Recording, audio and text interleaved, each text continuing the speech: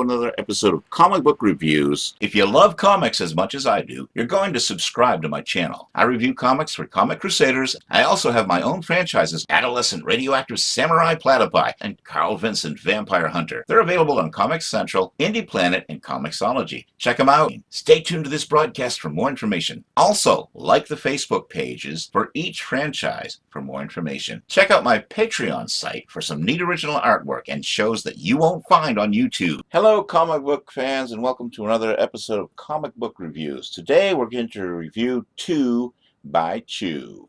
That's right, Amy Chu wrote both stories that we're going to review today. The first one is Kiss, the End, Part 4. I open with a quote, "There is no point in surrounding yourself with idiots," from the Lord of the Wasteland.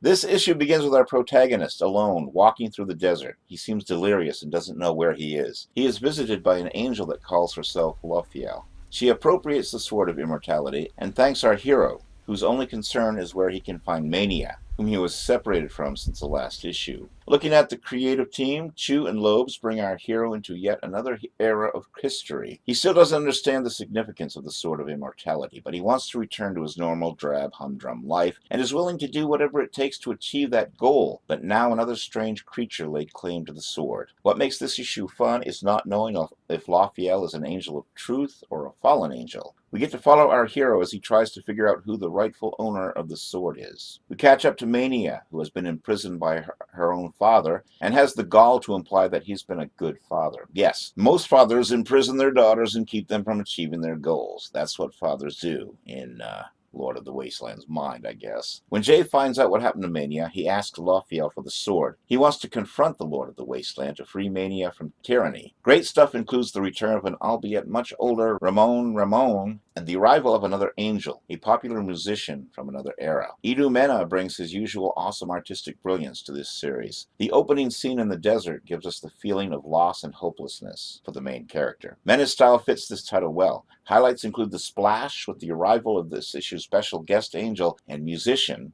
also the transformation of Lophiel. In conclusion, the Lord of the Wasteland has imprisoned his own daughter and wants to keep Jay away from her. Jay is struggling to know what the right thing to do with the Sword of Immortality is. Heaven and hell collide as the protagonist confronts... no spoilers. To be continued, 3.5 stars, 8.3 rating from this comic book reviewer.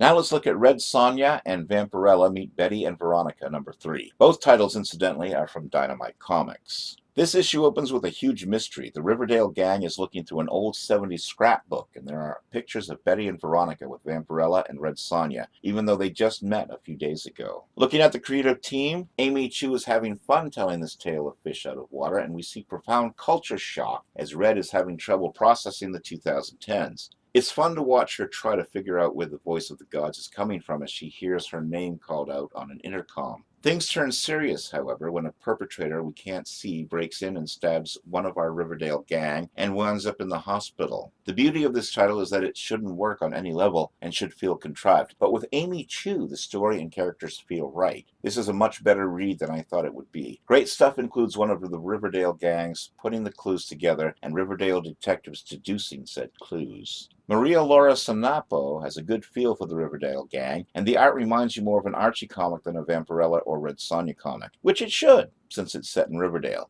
But the art for Red and Vampy does remind you of the iconic characters as well. And in an homage to the original way Archie was drawn, there's a scene where our protagonists are flipping through a couple of scrapbooks and the Riverdale gang looks the way they did before the modern incarnation. Highlights include the splash with the perp escaping through the window and the final splash of Vampirella. In conclusion, this title is one of the best of the recent mashups I've read. So many are fun but predictable. This is a refreshing noir-style mystery set at Riverdale High. The climax of this issue sees Vampirella... Nope. No spoilers. You got to pick it up and read it. To be continued. 4 stars, 9.1 rating from this comic book reviewer. And that's all the time we have for comic book reviews this week. I'm Kevin Given, hoping you'll join me next time as I review 2 more comic books on my comic book review show, and also check out Comics Let's Talk. Also check out my reviews on the Comics for Sinners and Comic Crusaders websites. Until next time, Kevin Given saying so long, keep reading those comics. If you love comics as much as I do, you're going to subscribe to my channel. I review comics for Comic Crusaders. I also have my own franchises, Adolescent Radioactive Samurai Platypi, and Carl Vincent Vampire Hunter. They're available on Comics Central, Indie Planet, and Comixology. Check them out. Stay tuned to this broadcast for more information. Also, like the Facebook pages for each franchise for more information. Check out my Patreon site for some neat original artwork and shows that you won't find on YouTube. And that was our look at comic book reviews for this week.